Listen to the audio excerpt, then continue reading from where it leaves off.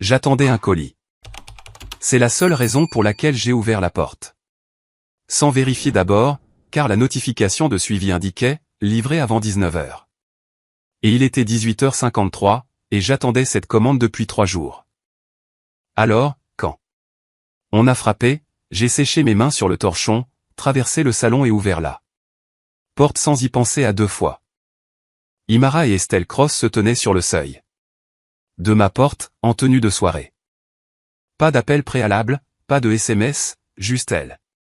2, posées, délibérées, et habillées comme si elles avaient un endroit important où aller. Après cela, j'ai compris la situation en un seul souffle. J'ai reculé et les ai laissées entrer. Je n'ai pas offert de chaleur, et je n'ai pas offert d'explication pour son absence. J'ai simplement marché jusqu'à la cuisine, rempli la bouilloire et les posé sur la plaque. J'ai demandé si l'une d'elles voulait de l'eau. Estelle a refusé d'un geste de la main. Imara a secoué la tête sans me regarder. Je leur ai tourné le dos juste assez longtemps pour ouvrir mon application de mémo vocal, appuyer sur enregistrer et poser le téléphone face visible sur le comptoir où l'acoustique était nette et l'angle naturel. 17 ans de réunion d'affaires m'ont appris une chose par-dessus tout. On enregistre d'abord et on pose les questions ensuite. Mon nom est Perline Basse. J'ai 61 ans. J'ai bâti un portefeuille de gestion immobilière et une entreprise de construction dans le sud-ouest d'Atlanta à partir de 3 unités locatives et d'un chagrin dans lequel je n'avais pas le temps de m'enfermer. J'ai signé des contrats, mis fin à des partenariats et restructuré des accords. Autour d'une table de conseil avec des gens qui croyaient que mon calme signifiait que je ne faisais pas attention. Chacun d'eux avait tort. Je me suis retourné et me suis appuyé contre le comptoir, les mains croisées. Estelle a commencé. Elle était mesurée, rodée, presque douce, comme une personne est douce. Quand elle a pratiqué le ton, mais pas la pitié derrière. Elle a utilisé le mot limite, 4 fois dans les 6 premières minutes. Elle a tout présenté. Comme des transitions saines, des restructurations naturelles, l'évolution appropriée du rôle d'une mère une fois que son fils devient un mari. Elle a parlé de Coswell de la même manière que l'on parle d'un actif transféré avec soin, avec un langage conçu pour paraître raisonnable à quiconque pourrait écouter. Imara a parlé 2 fois. La première fois, à propos de la prise de décision conjointe à l'avenir. Aucune contribution extérieure sur les questions qui appartiennent à leur foyer. La deuxième fois, elle a utilisé mon prénom. Pas Mademoiselle Basse. Rien qui ne reconnaisse 17 ans de ce que j'ai construit ou de qui j'étais dans la vie de mon fils. Juste Perline. Plat et délibéré comme une porte qui se ferme de l'autre côté. Avant de vous dire ce qui s'est passé. Ensuite. Si vous regardez cela en ce moment, indiquez votre emplacement dans les commentaires, je veux savoir quelle heure il est chez vous et si vous auriez gardé votre calme debout dans cette cuisine. J'ai très peu parlé. Je les ai étudiées toutes les deux. Estelle a fait la plupart des discours pendant encore 9 minutes. L'affaire a fait surface progressivement. Mon rôle opérationnel au sein de Bassbuilt, mon accès quotidien à l'emploi du temps de Coswell, ma position par rapport à la vie qu'Imara avait l'intention de construire. Rien de brutal. Tout a été formulé avec la précision d'une femme qui avait répété cela devant un miroir. À la porte, Estelle s'est arrêtée et s'est retournée. Après-demain, a-t-elle dit, vous ne ferez plus partie de la famille. Vous êtes juste sa mère. Elles sont parties. J'ai fermé la porte, me suis assise sur la chaise de Raymond, j'ai appuyé sur stop. Je suis resté là 11 minutes à regarder l'horloge sans le vouloir. Puis j'ai ouvert le nom de Coswell. Sur mon téléphone, j'ai joint le fichier, je n'ai rien tapé, et je l'ai envoyé. À 21h47. Il l'a lu presque immédiatement. 3 points sont apparus, ont disparu. Rien n'est venu. J'ai posé le téléphone face contre terre sur l'accoudoir de Raymond et je ne l'ai plus touché. Cette nuit-là, le silence de Coswell m'a suivi jusqu'à Stonecrest. Je me suis habillé ce matin-là comme je m'habille pour tout ce qui exige que je me tienne bien en public. Avec soin, délibérément, avec le genre d'attention qui occupe vos mains, afin que votre esprit ne s'égare pas vers un endroit dangereux. Je suis arrivé sur les lieux à 10h40 et j'ai pris place près de l'allée, du côté du marié, assez près pour tout voir, assez loin pour disparaître si j'en avais besoin. Le lieu était magnifique. Je reconnaîtrai cela à Estelle. Des housses de chaises couleur ivoire attachées avec un ruban crème, des roses blanches. Débordant des centres de table bas, un groupe live faisant une vérification de son douce près du mur du fond. 2 coordinatrices se déplaçaient vivement entre les rangées avec des presse-papiers et des casques, un photographe tournant déjà dans la pièce, recueillant l'avant. Estelle se tenait près de l'entrée, saluant les invités à 2 mains, avec le calme imposant d'une femme qui croyait que la journée lui appartenait déjà. Je l'ai regardé travailler la pièce et n'ai rien dit. Toute la matinée, 3 souvenirs revenaient sans cesse, que je les invite. Ou non. Le premier était un dîner dans le pavillon de Coswell 14 mois plus tôt. Petite réunion, conversation facile. Imara a mentionné une décision d'entrepreneur liée à Basbuild comme si le résultat avait déjà été réglé en privé auparavant.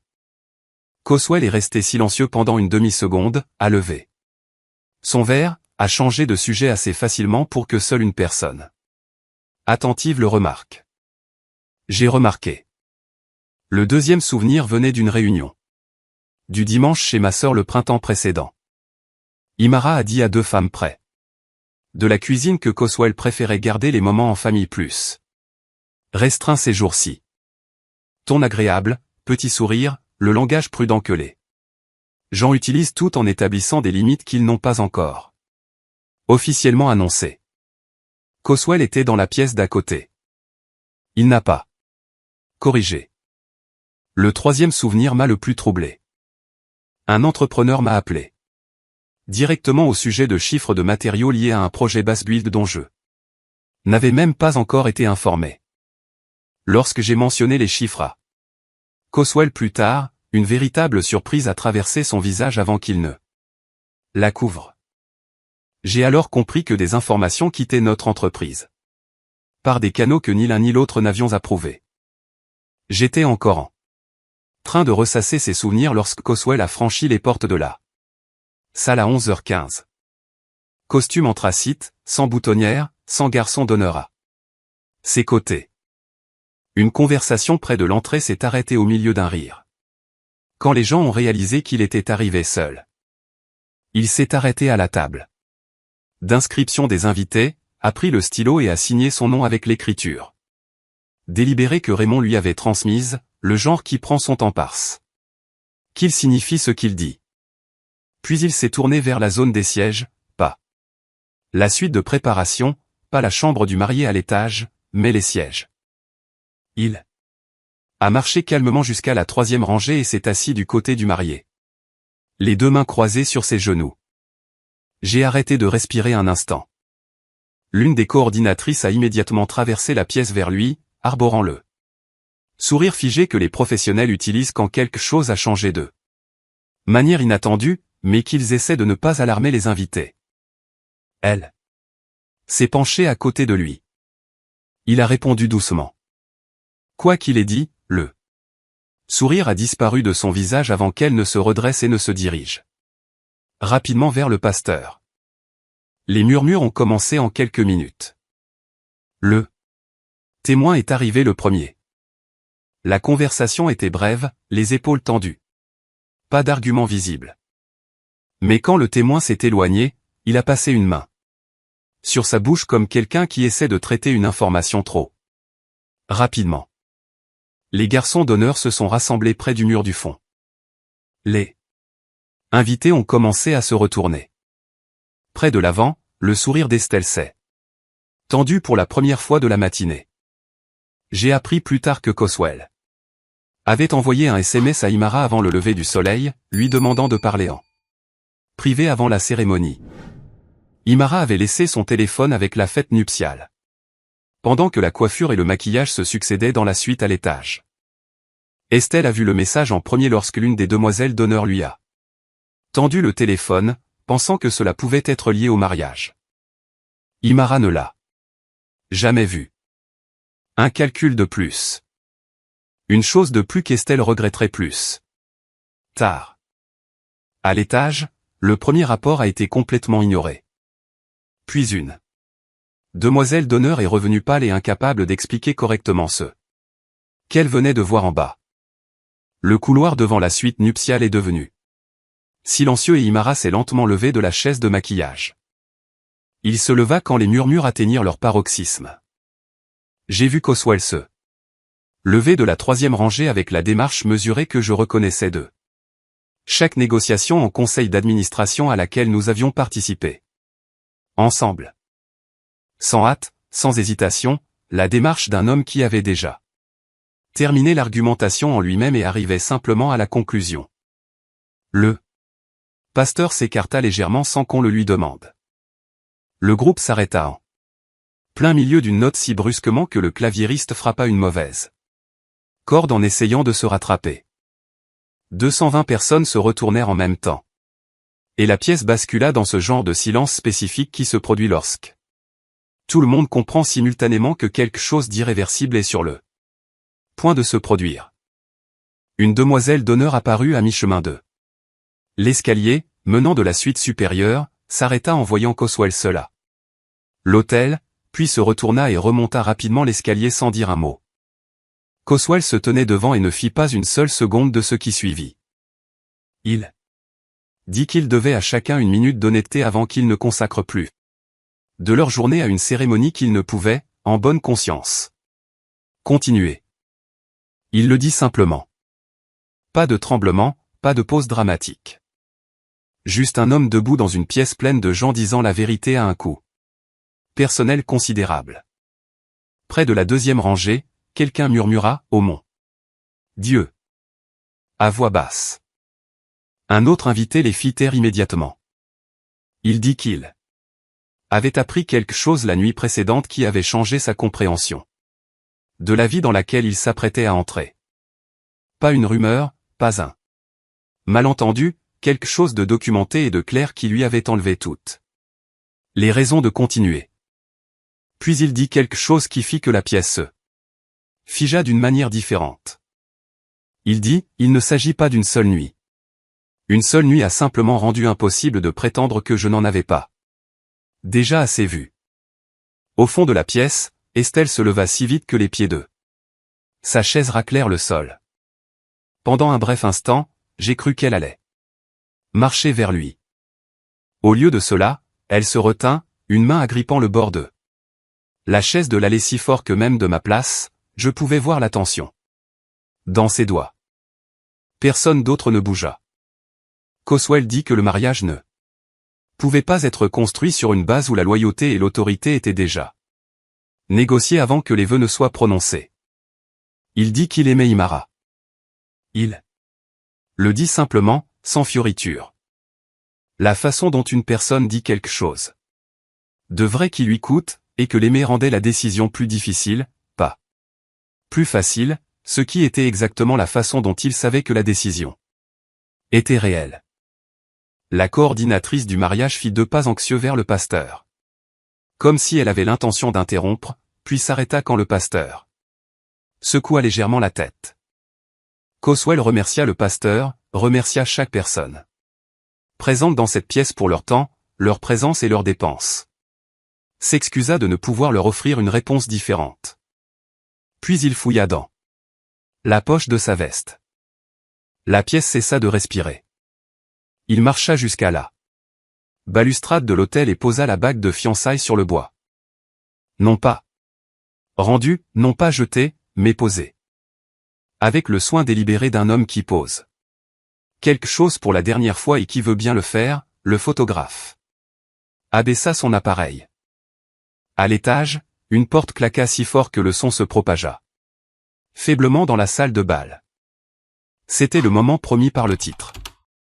J'étais entré par la porte latérale quelques instants avant qu'il ne finisse. Je ne savais pas qu'il allait faire cela.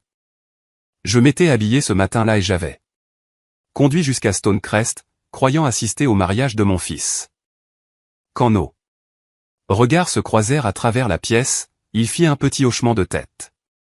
Le même hochement que Raymond me faisait à travers une table quand une décision avait déjà été prise, et qu'il ne restait plus qu'à la soutenir. Puis il sortit par les portes latérales.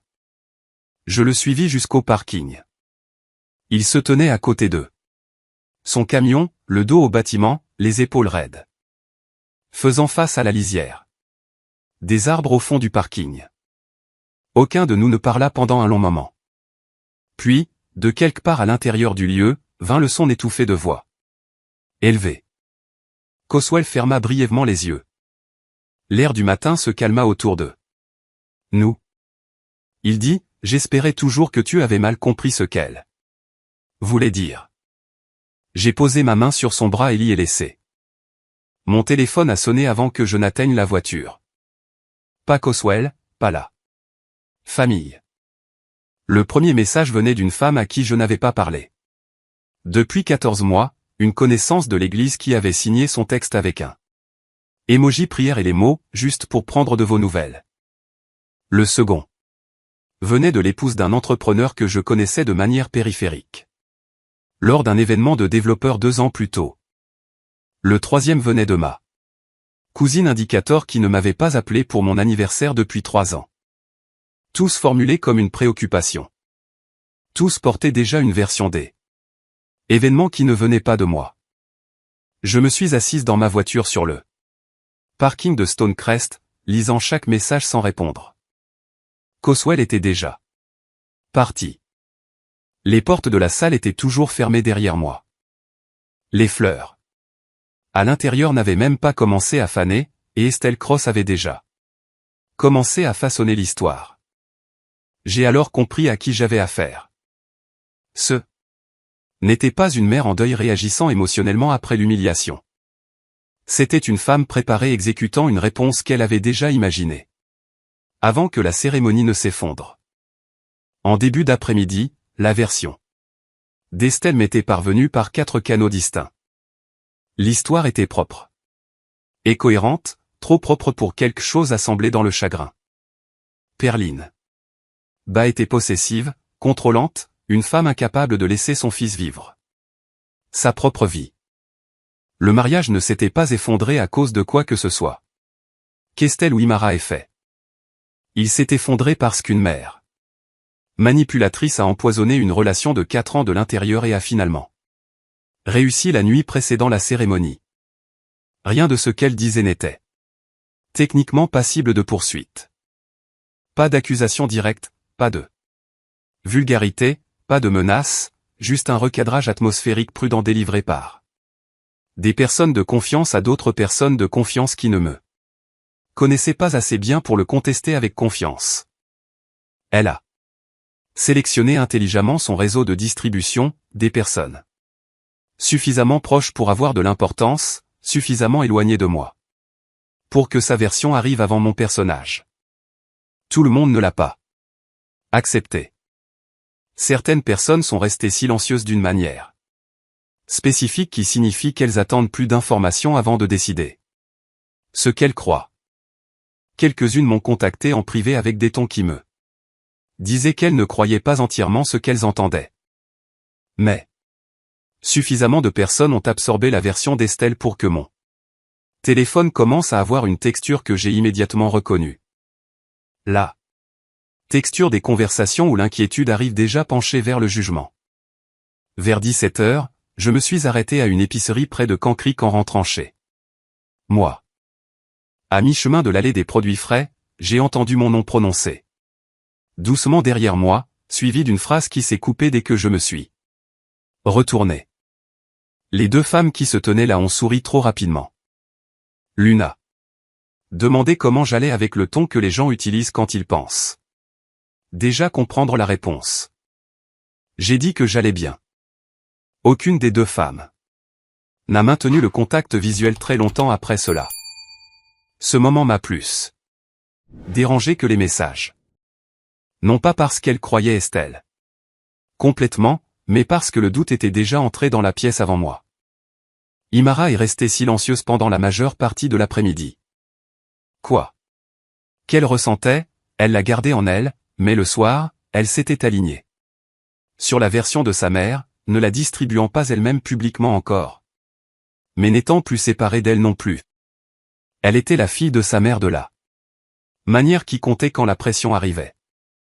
Je n'ai pas publié. Je ne me suis pas défendu publiquement. Je n'ai appelé personne pour demander de l'aide.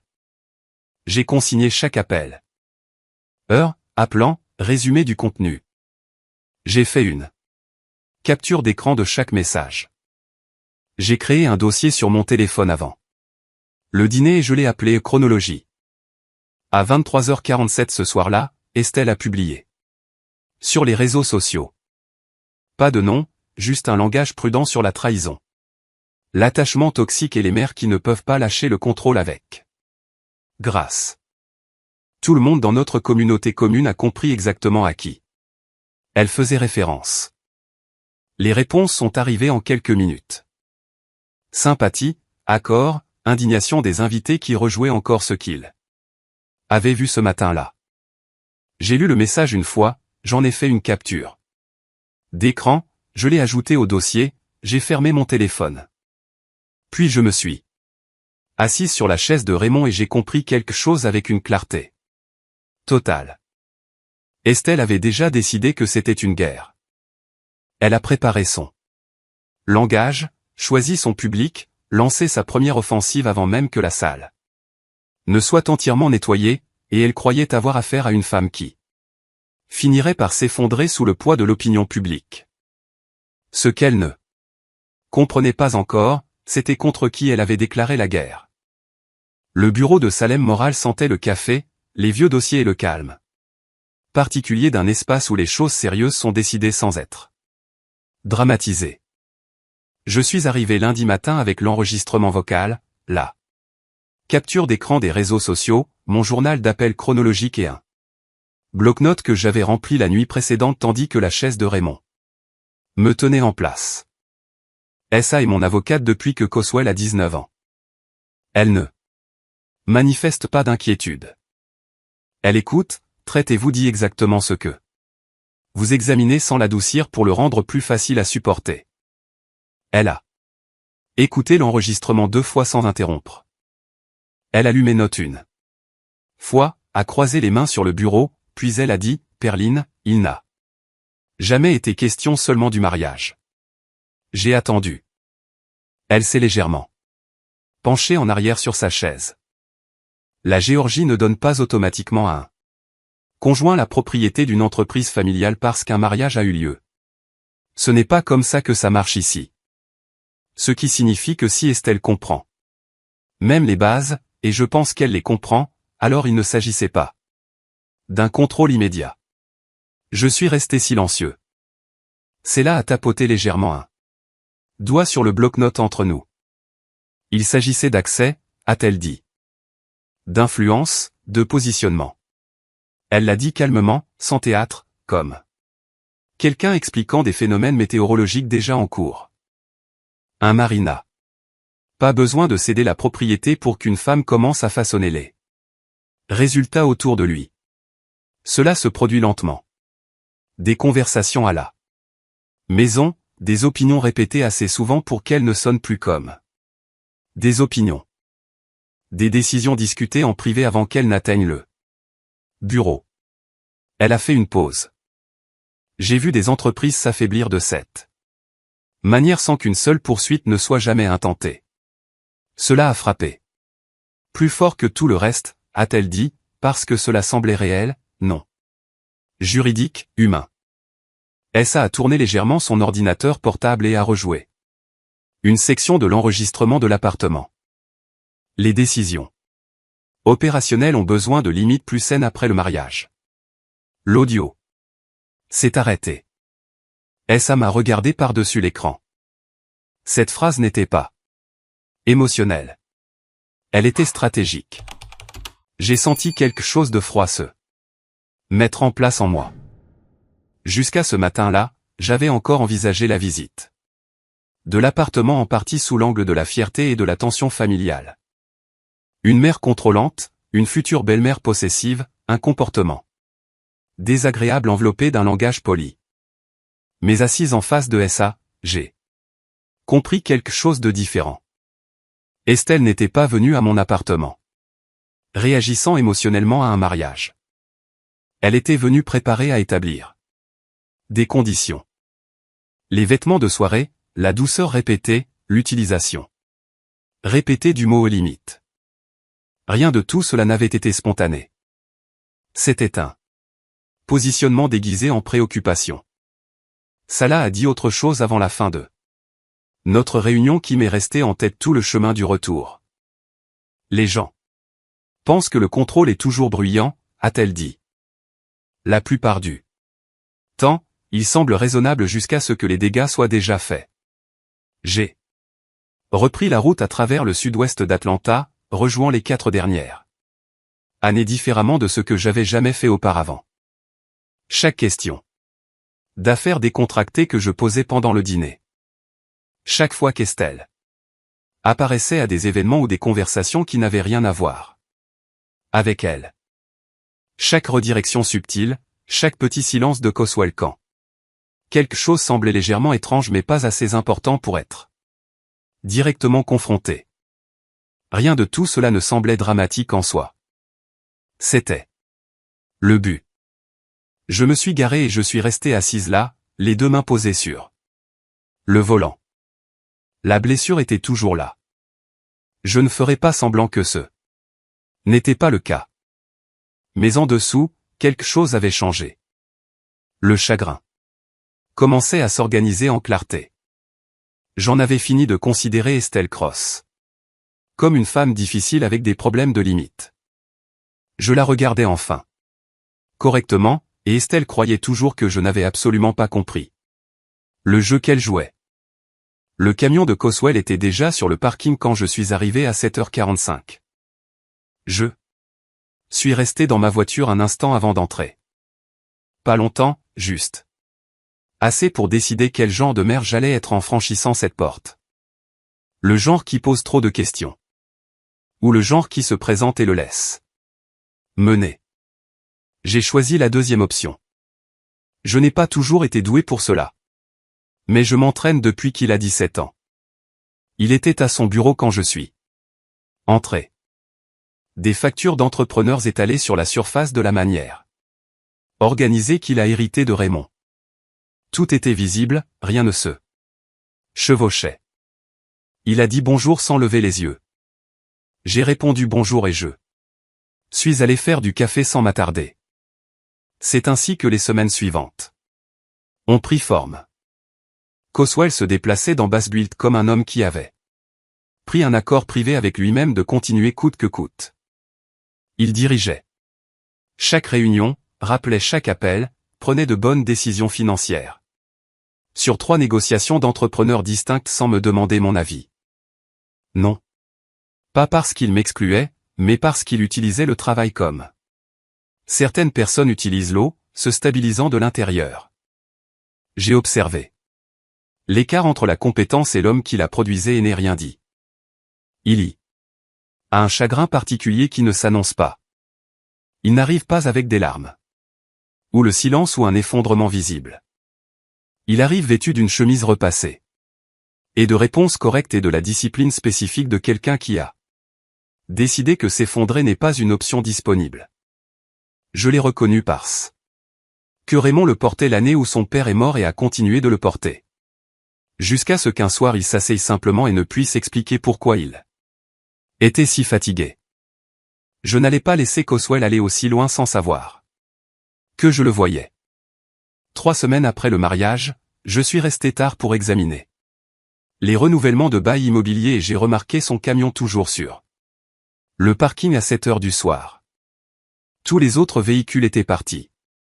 J'ai fermé mon bureau à clé, suis sorti et j'ai frappé à sa vitre. Il a levé les yeux, a déverrouillé la porte sans un mot. Je suis monté du côté passager comme j'avais l'habitude de le faire quand il avait 16 ans et apprenait à conduire. Assez près pour être présente, assez loin pour le laisser tenir le volant. Nous sommes restés sans parler un moment. Le parking était vide. La soirée était devenue douce et grise sur les bords.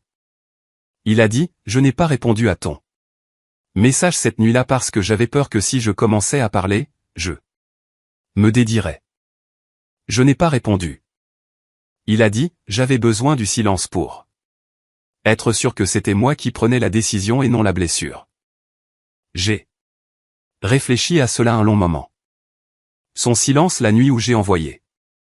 L'enregistrement m'avait pesé sur la poitrine pendant des semaines, comme quelque chose d'inachevé. Et en 26 mots, il y avait répondu complètement.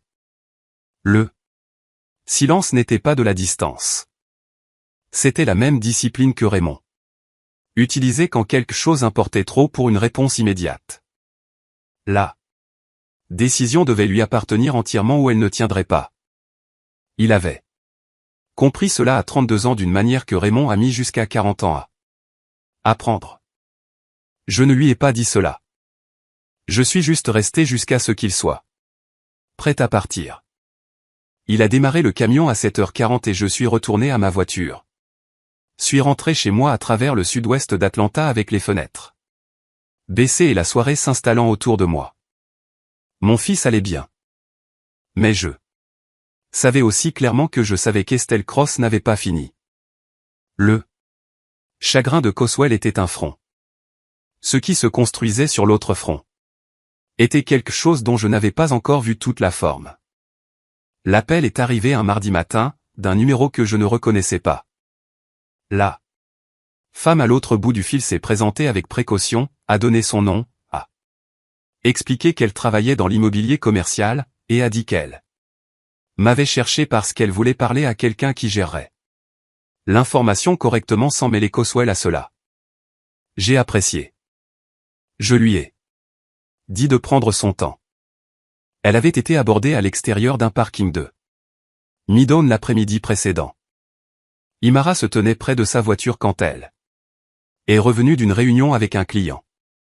Pas agressivement, ne bloquant pas son chemin, simplement attendant assez longtemps pour que la rencontre ne semble pas accidentelle. La femme a dit que le garage n'était nulle part près de quoi que ce soit lié à Imara professionnellement, à sa connaissance. Imara a demandé à quel point elle connaissait Coswell, quand ils avaient parlé pour la dernière fois, si je les avais présentés ou s'ils s'étaient rencontrés par le travail. Agréable tout le temps. Voix calme, distance appropriée, le genre de conversation qui semble ordinaire quand elle se déroule et dérangeante 20 minutes plus tard quand vous la rejouez seule à un feu rouge, vous demandant pourquoi elle vous est restée en tête. Je l'ai remerciée, lui ai demandé si elle serait prête à fournir un compte rendu écrit si cela devenait nécessaire. Elle a dit oui sans hésiter. J'ai noté son nom, la date, le lieu et chaque détail qu'elle m'a donné avant de mettre fin à l'appel. Je l'ai ajouté au dossier de la chronologie. J'ai continué à avancer.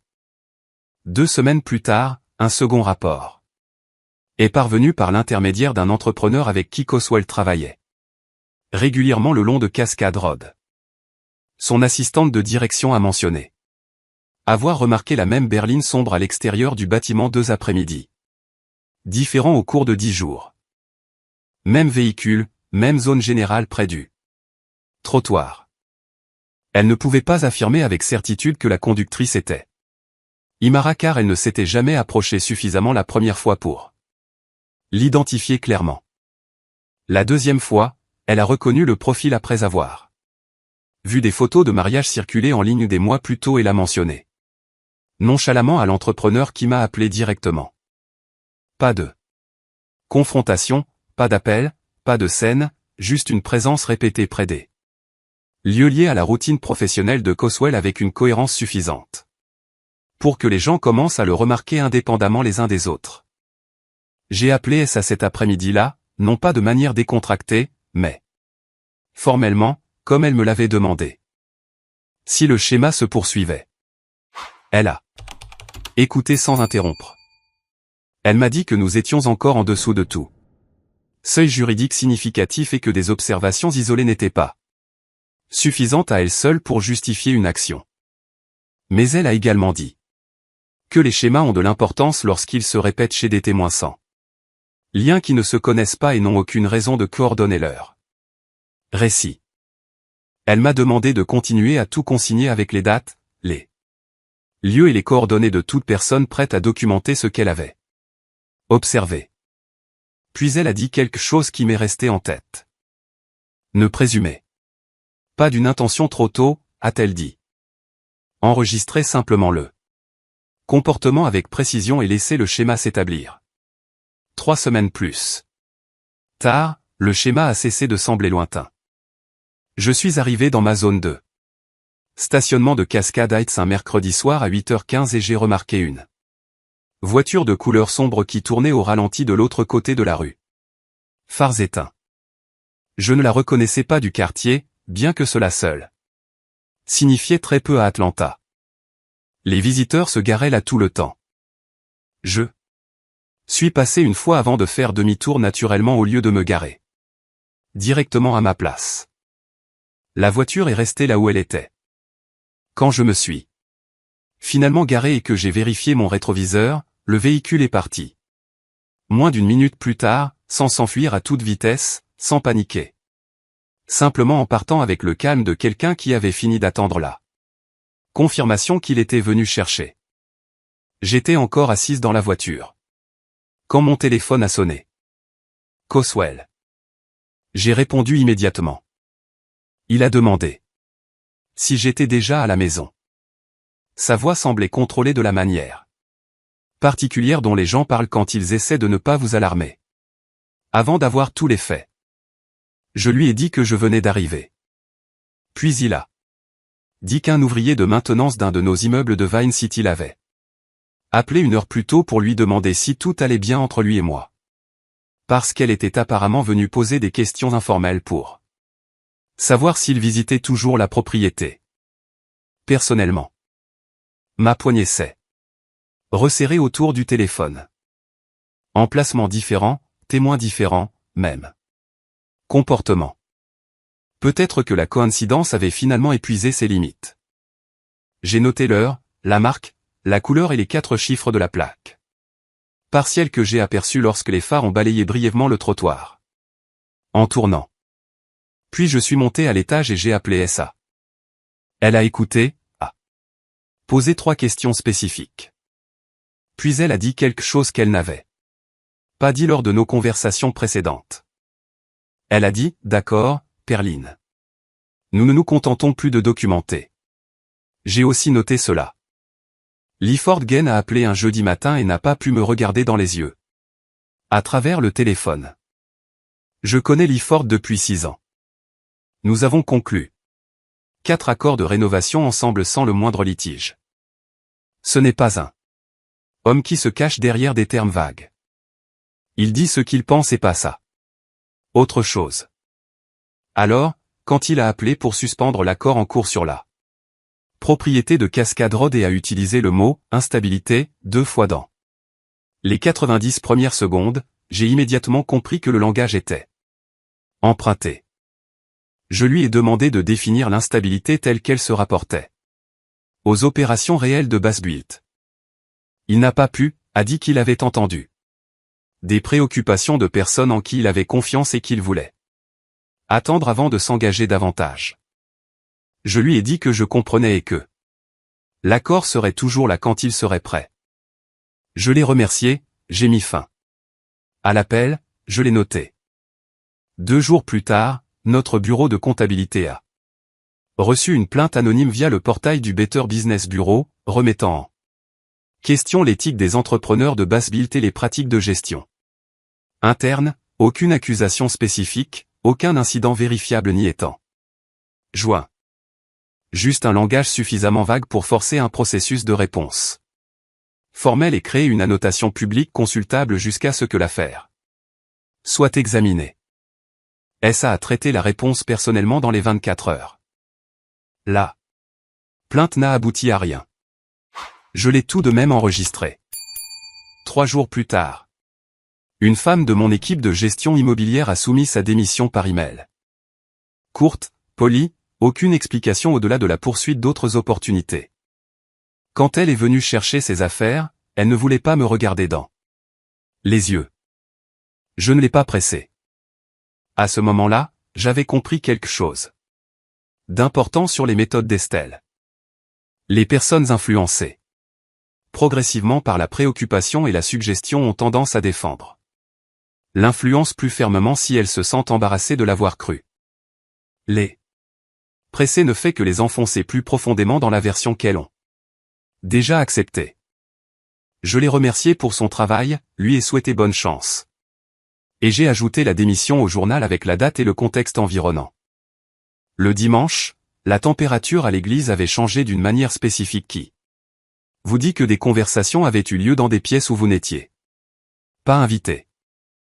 Une femme qui m'avait réservé une place dans la 4e rangée. Chaque dimanche pendant 2 ans était déjà assise à côté de quelqu'un d'autre. Quand je suis arrivé, elle a souri en me voyant. Le sourire prudent de quelqu'un qui gère discrètement la distance tout en décidant si elle se sent justifiée de le faire. Je me suis assise là où je pouvais trouver de la place et j'ai gardé mon visage neutre.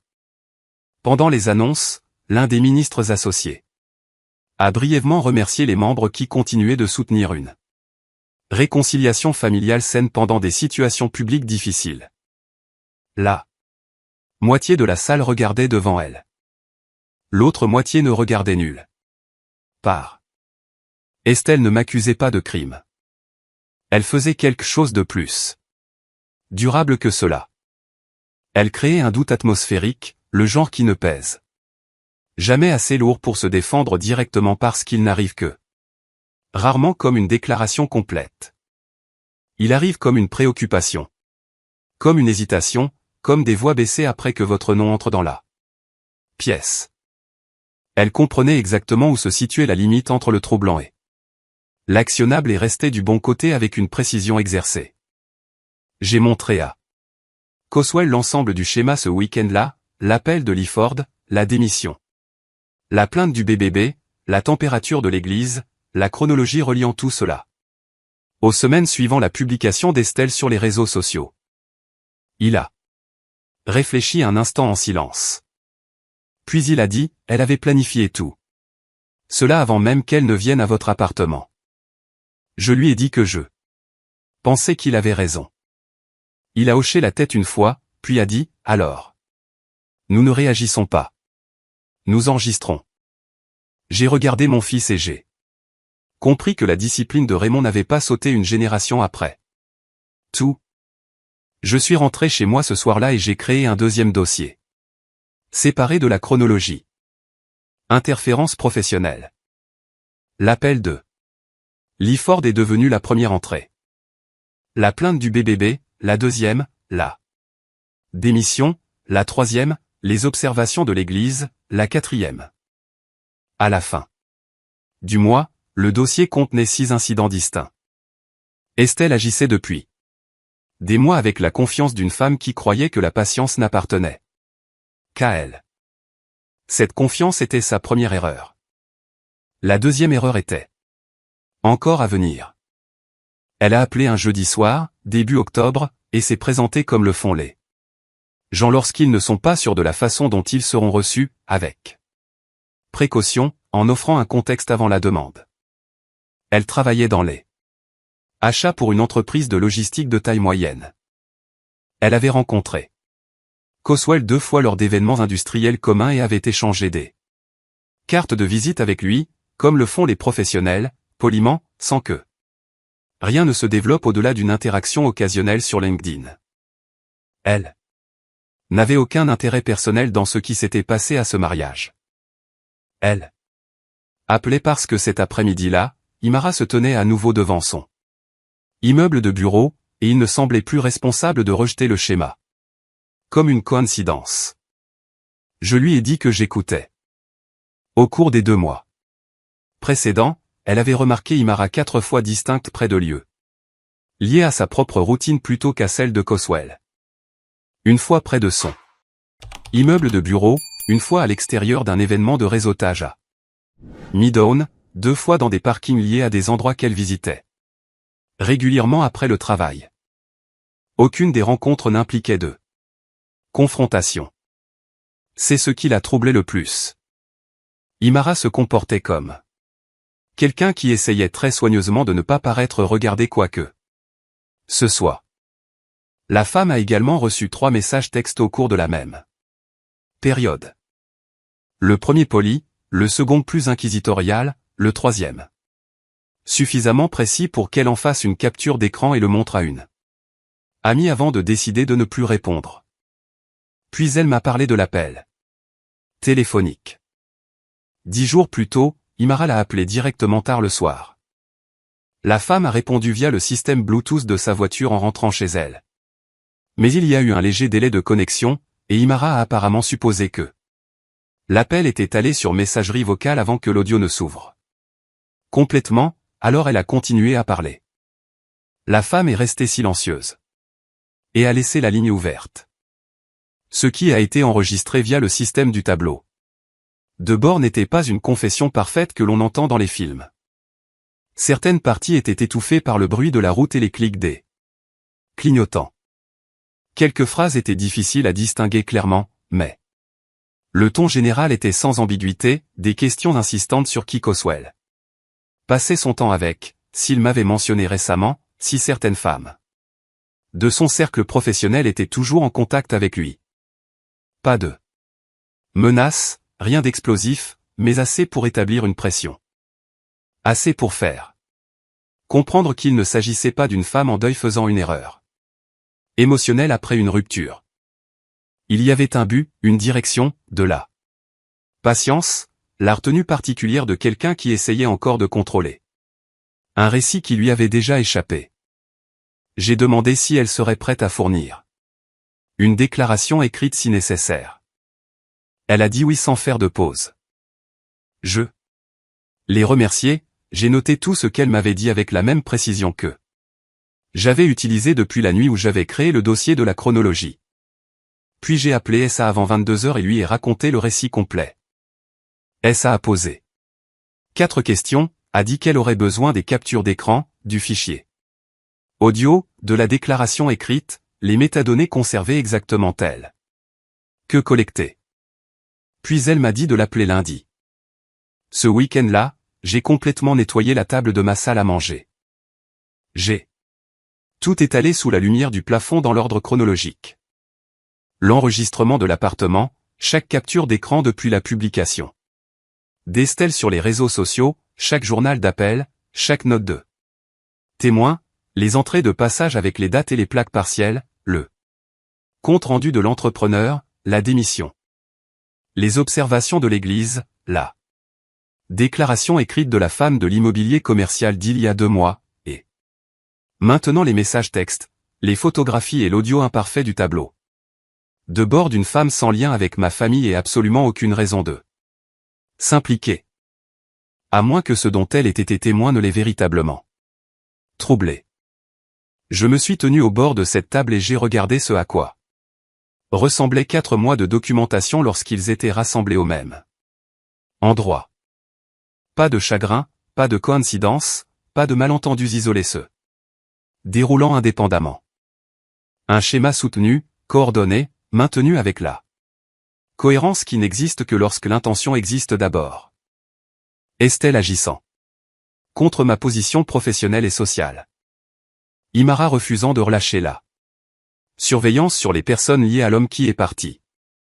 2 pistes distinctes évoluant en parallèle, ni l'une ni l'autre accidentelle, ni l'une ni l'autre ne s'arrêtant. Je me suis assise à cette table jusqu'à 1h du matin. Puis j'ai tout organisé par date, créé une deuxième copie complète et stocké les 2 à des endroits séparés. Je documentais depuis 4 mois. Je ne documentais plus.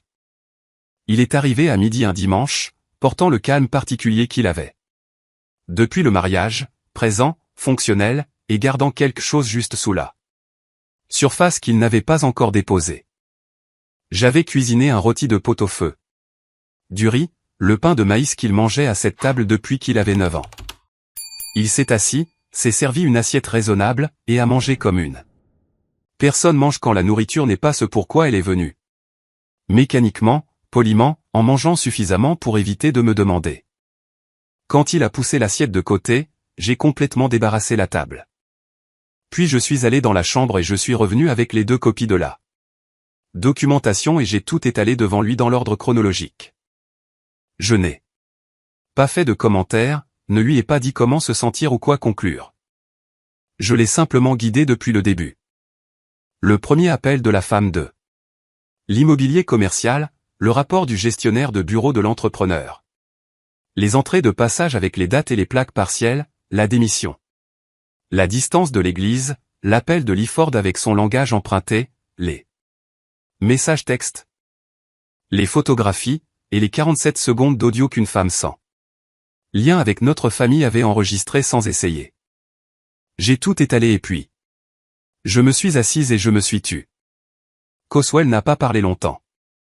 Il a parcouru les pages avec la même attention méthodique qu'il apporte aux propositions d'entrepreneurs. Rien n'a été survolé, rien n'a été précipité. Tout a été lu pour ce qu'il disait réellement plutôt que pour ce qu'il semblait dire. Au premier contact, ses mains étaient à plat sur la table quand il a eu fini. Il n'a pas levé les yeux immédiatement. Puis il a dit que le mariage n'était pas le plan qui échouait. C'était le plan qui ne fonctionnait pas assez vite. Je lui ai dit que j'étais arrivé à la même conclusion. Il a levé les yeux et a demandé depuis combien de temps je portais cela sans le lui dire. J'ai dit que je ne voulais pas ajouter de poids à ce qu'il gérait déjà. Il m'a regardé de la même manière que Raymond me regardait quand j'avais fait quelque chose d'entièrement raisonnable qu'il aurait tout de même souhaité que je fasse différemment. Pas de colère, pas de déception, quelque chose de plus patient et de plus fatigué que l'une ou l'autre de ces choses. Il a pris son téléphone. Le premier appel fut bref. Il s'est identifié, a mentionné le nom de Saylor comme référence, et a confirmé un rendez-vous pour jeudi matin avec un avocat qui s'occupait de harcèlement et de procédures de protection. L'appel entier a duré 4 minutes. Il a raccroché et a passé le second appel avant que j'aie fini de traiter le premier. Le second fut plus court. Un homme a répondu à la deuxième sonnerie. Coswell a donné son nom et a dit qu'il avait un travail qui nécessitait de la discrétion et de l'expérience en matière de documentation de schémas comportementaux. L'homme a posé 2 questions. Coswell a répondu aux 2. Ils ont convenu d'une réunion pour mardi après-midi. Coswell a mis fin à l'appel et a posé son téléphone face contre terre sur la table. Aucun de nous ne parla un instant. Il est resté 1 heure de plus. Nous n'avons pas reparlé de la documentation. Elle avait été dite et reçue et c'était suffisant. Nous avons parlé d'un renouvellement de contrat Bass-Built à venir en novembre et si la propriété de Mechanicsville avait besoin d'une évaluation de toit avant l'hiver. Des choses normales, des choses nécessaires, le genre de conversation qui maintient 2 personnes ensemble quand la conversation plus large a déjà pris tout ce dont elle a besoin. À la porte, il m'a étreint. Le genre long, pas le bref contact d'un fils qui part après le dîner du dimanche, mais le genre qui signifie que quelque chose est transféré entre 2 personnes qui n'ont pas besoin de le nommer. Il est sorti sans me dire exactement ce qui allait suivre. J'ai fermé la porte à clé et je me suis tenu dans le calme de mon appartement. Le poids était toujours là, mais pour la première fois depuis des mois, il n'était pas à moi seul de le porter. Elle avait été prudente pendant longtemps. Des mois passés à opérer dans l'espace où le comportement est troublant mais non passible de poursuite.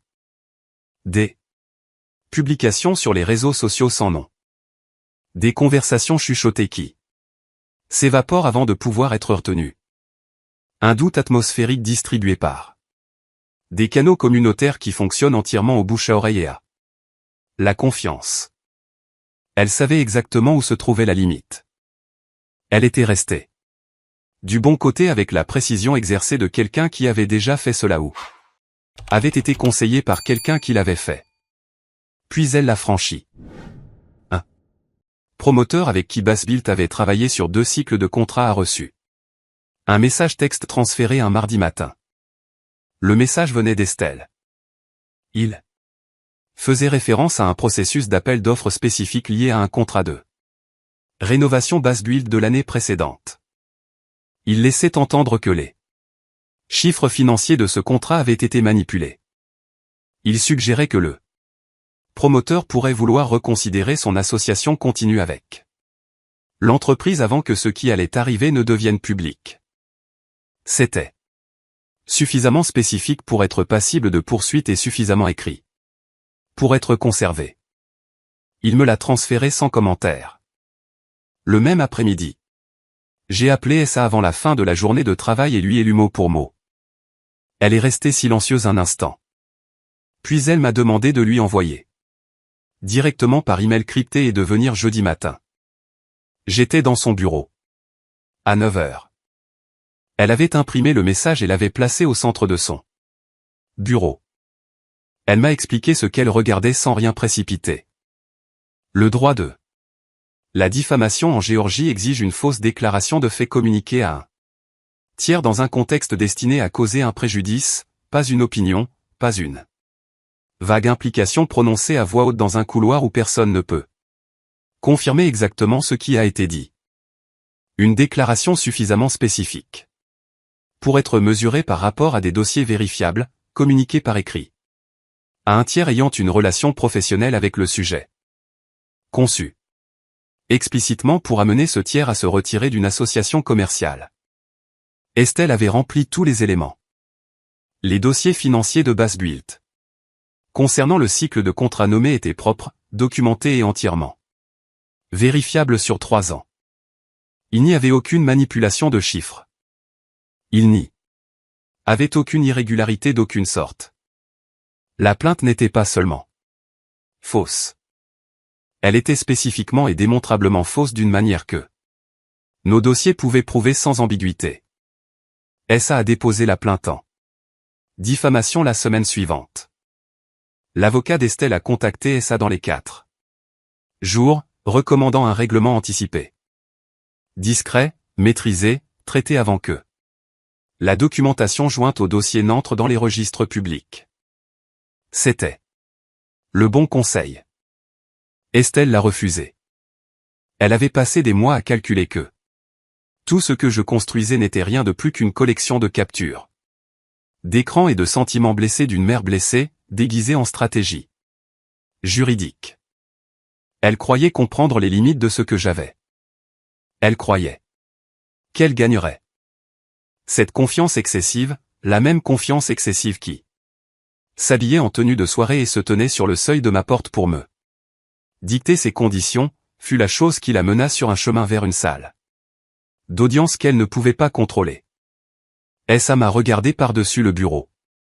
Quand nous avons fini d'examiner le dossier, elle a dit qu'elle l'avait enfin mis par écrit. Je suis rentré chez moi à travers le sud-ouest d'Atlanta et je me suis assise sur la chaise de Raymond dans le calme particulier d'un appartement où rien ne m'était demandé pour le reste de la soirée.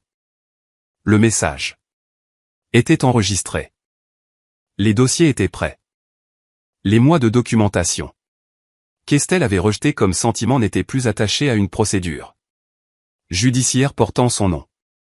La femme qui est venue à ma porte en croyant avoir déjà gagné venait de me donner tout ce dont j'avais besoin pour en finir. Coswell a déposé plainte un jeudi matin et je n'étais pas là quand il l'a fait. Il ne m'avait pas demandé de venir et je n'avais pas proposé certaines choses qu'un homme adulte doit faire sans sa mère à ses côtés. Non pas parce qu'elle n'est pas la bienvenue, mais parce que l'acte doit lui appartenir entièrement au. Il aura moins de poids quand il se produira. J'ai compris cela.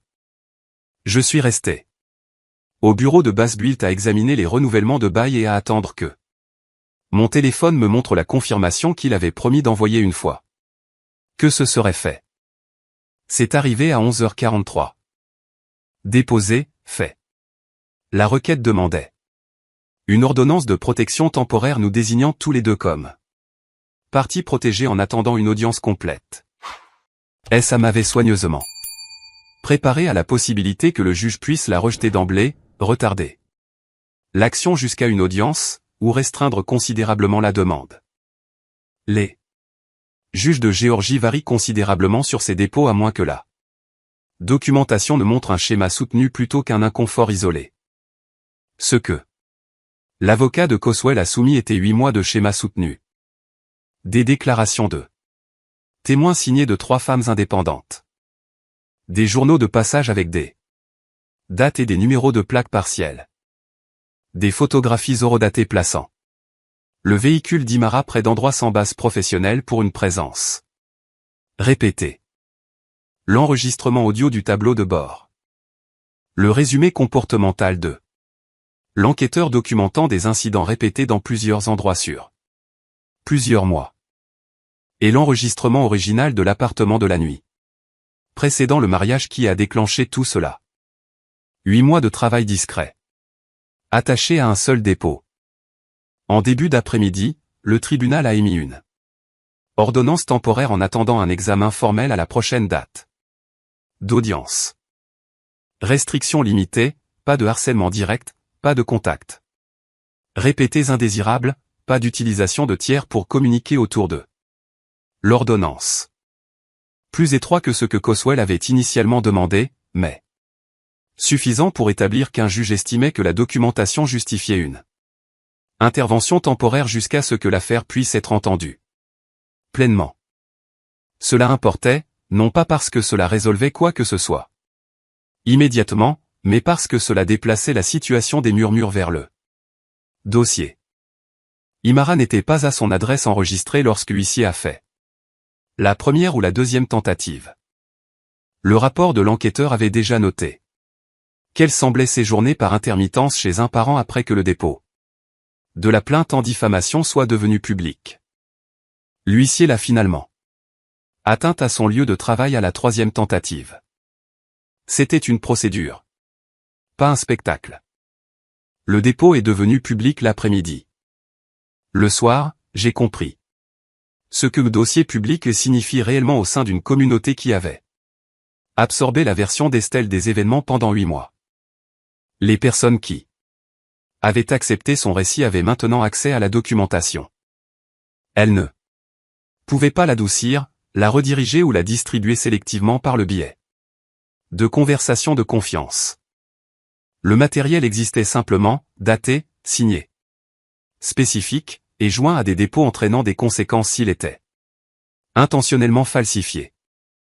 Lee Ford m'a appelé à 16h37. Il ne sait pas excuser directement.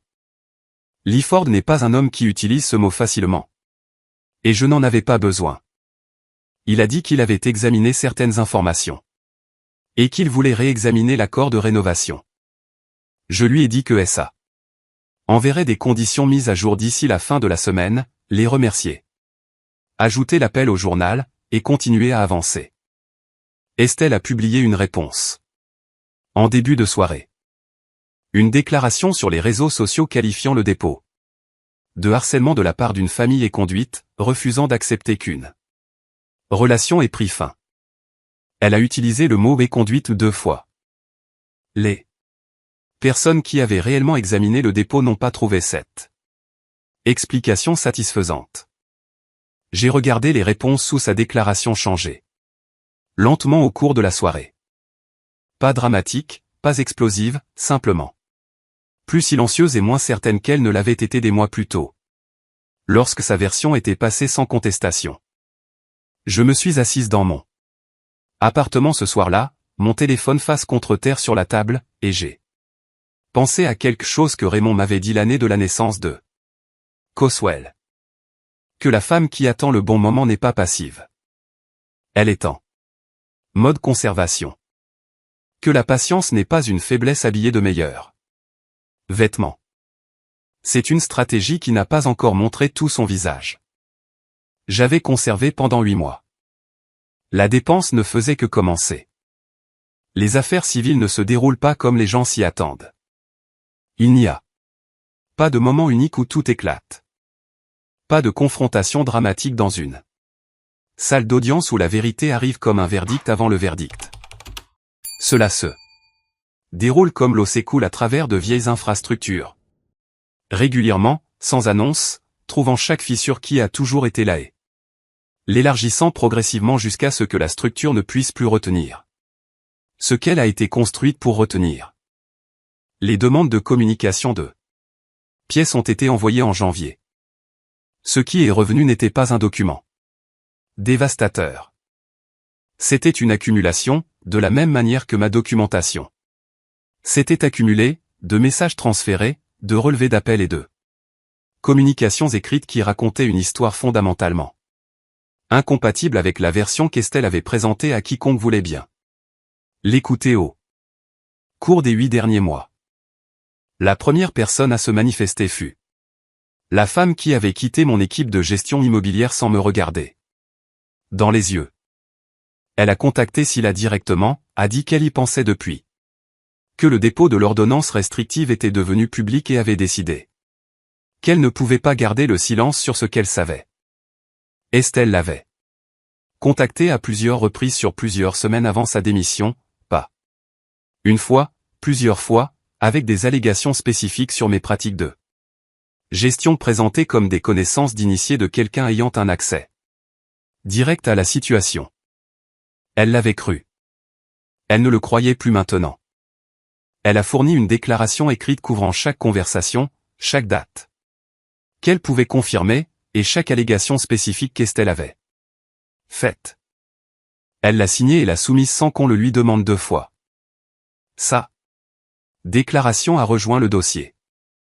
La découverte a ensuite tiré les communications directes d'Estelle avec Lee Ford. Ce que ces messages ont montré n'était pas un membre de la communauté concernée partageant une inquiétude honnête. Ils ont montré un effort délibéré et répété pour introduire le doute, en utilisant un langage qui empruntait la crédibilité de la proximité, impliquant des connaissances qu'elle n'avait pas, faisant référence à des détails qu'elle ne pouvait pas vérifier, et le présentant constamment comme quelque chose sur le point de faire surface publiquement. Lee Ford avait reçu 4 messages distincts sur 3 semaines avant de m'appeler pour suspendre l'accord de rénovation. Il a renouvelé le contrat Basebuilt avant la fin de la phase de découverte. N'a pas discuté directement des messages avec moi. N'avait pas besoin de le faire. Le dossier parlait de lui-même. Puis ça m'a appelé un mercredi après-midi début mars et m'a dit quelque chose que je n'attendais pas. Imara avait soumis une déclaration écrite volontaire. Elle avait cessé d'assister aux réunions avec l'équipe juridique d'Estelle des semaines plus tôt. SA avait noté son absence à travers les communications de procédure, mais n'avait rien dit jusqu'à ce qu'il y ait quelque chose à dire. Ce qu'Imara a fourni était un compte rendu de première main de la visite de l'appartement. Elle était là. Elle a entendu tout ce qu'Estelle a dit. Elle a corroboré l'enregistrement de l'intérieur. Non pas parce que quelqu'un l'y a contrainte, mais parce qu'elle avait pris une décision sur qui elle était prête à être quand l'alternative était de continuer à être sa mère. C'était la seule preuve qu'Estelle ne pouvait pas recadrer. Pour tous les autres éléments de l'affaire, elle avait une réponse incomplète, invraisemblable, mais présente. La déclaration signée de sa propre fille décrivant ce qui s'était passé dans mon appartement cette nuit-là n'avait pas de réponse. Elle restait simplement dans le dossier, disant la vérité. Ce soir-là, mon téléphone affichait un message d'un numéro que je reconnaissais. 7 mots, pas de salutation, pas de demande. Ma mère a rendu cela plus difficile que nécessaire. Je l'ai lu une fois. J'ai pensé à Imara à 29 ans, à ce qu'on lui avait appris à croire, à ce que cette croyance lui avait coûté, et à quel point la stratégie de sa mère avait complètement détruit la chose même qu'elle était conçue pour protéger. Puis j'ai posé le téléphone face contre terre sur le comptoir et je n'ai pas répondu. Sa réparation n'était pas la mienne à donner. Elle avait déjà offert la seule chose qui comptait, son nom sur un document disant la vérité sur une nuit qu'Estelle croyait ne jamais être rendue publique. Estelle était à court de version des événements à proposer. Tout ce qu'elle avait construit contre moi avait été construit sur l'hypothèse que je ne durerais pas plus longtemps. Elle s'était trompée depuis le début. Elle était simplement la dernière à le comprendre. La robe grise est accrochée dans mon placard depuis 12 ans.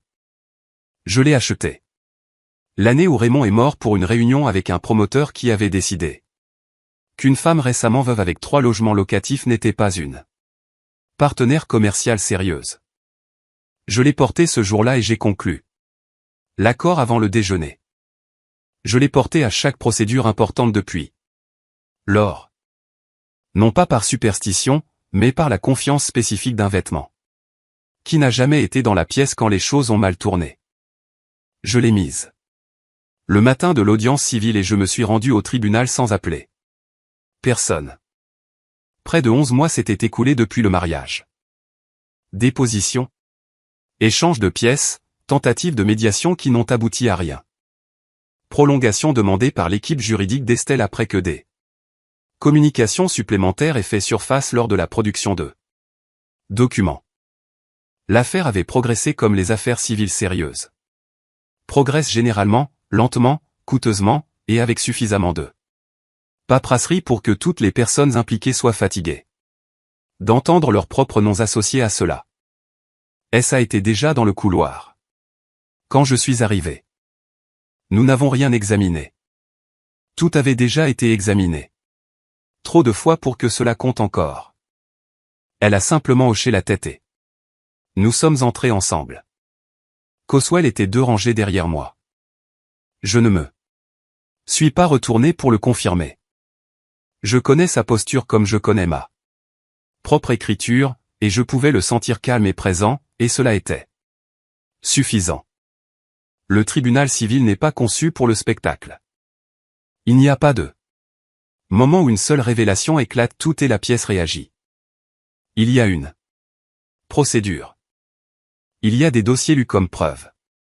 Il y a des déclarations écrites présentées dans la séquence qui rend leur signification collective inévitable. Il y a des avocats qui présentent les arguments qui leur sont disponibles et un juge qui a vu toutes les versions de chaque argument et ne s'intéresse qu'à ce que la documentation soutient. L'avocat d'Estelle a présenté les arguments qui lui étaient disponibles. Il n'était pas sans structure. Mais la structure n'est pas la même que la fondation. Et ce sur quoi il construisait avait été compromis bien avant ce matin. Ça a présenté les arguments qui lui étaient disponibles. Elle ne les a pas joués. Elle les a présentés de la manière dont elle présente tout, dans l'ordre, sans excès. Laissant le dossier porter le poids qu'il avait mérité.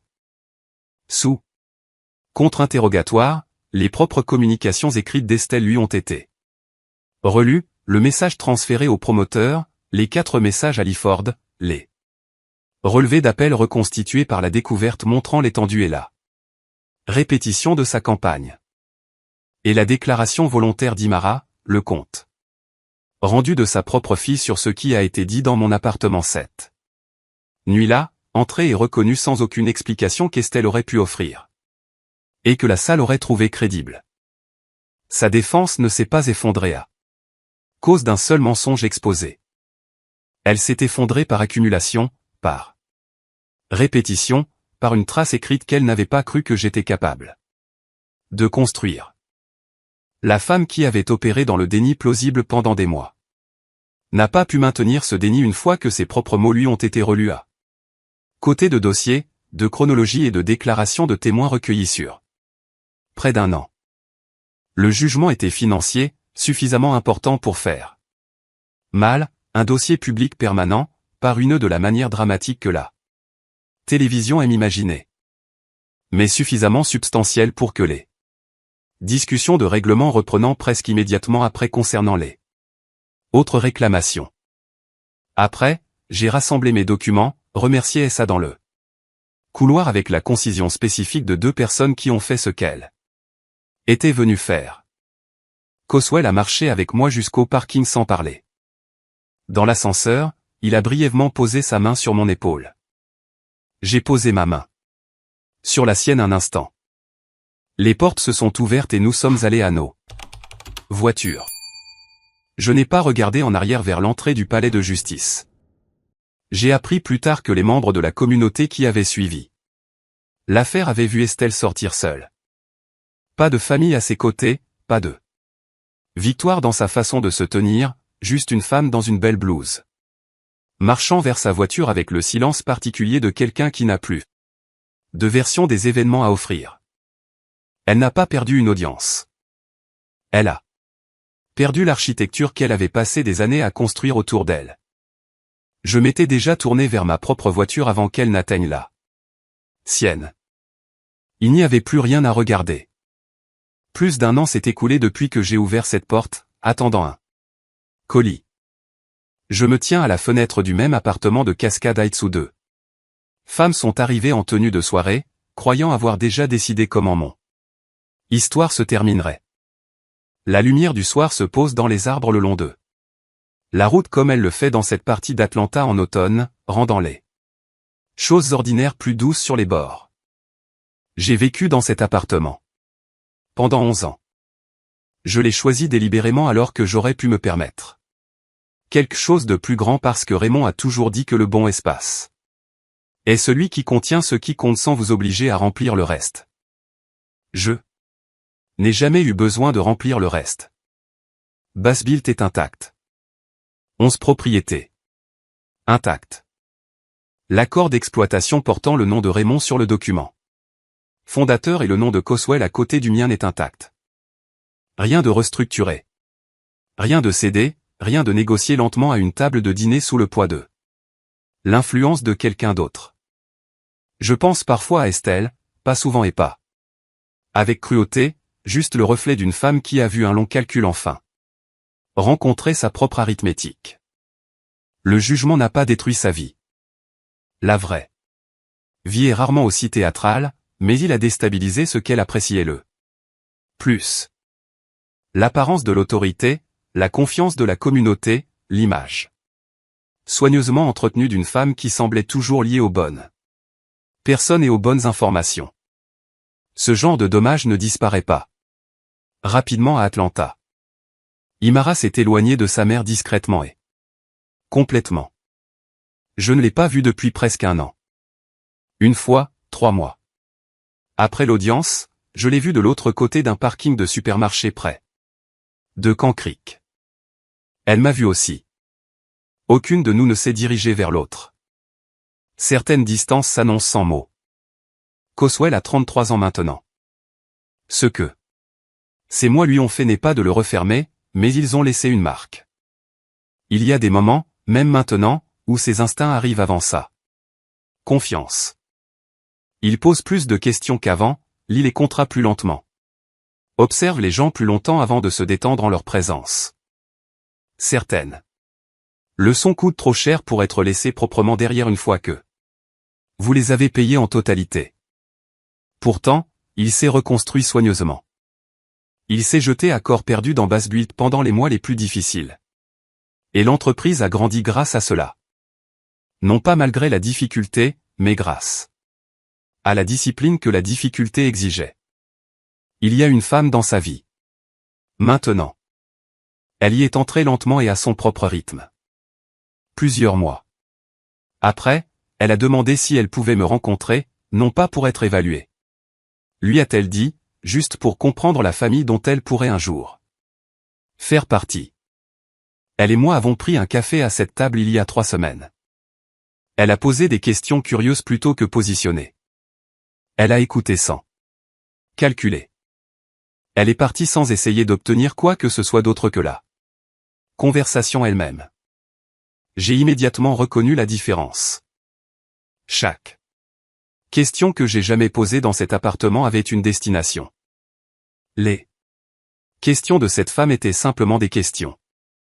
Je me suis détourné de la fenêtre et mes yeux se sont posés sur la chaise de Raymond. Les accoudoirs usés là où ses mains reposaient. Le tissu que je n'ai jamais remplacé parce que certaines choses devraient rester exactement comme la personne que vous aimiez. Les a laissés. Non pas par chagrin, mais par respect pour ce qui vous a soutenu. Quand la vie est devenue plus lourde que prévu.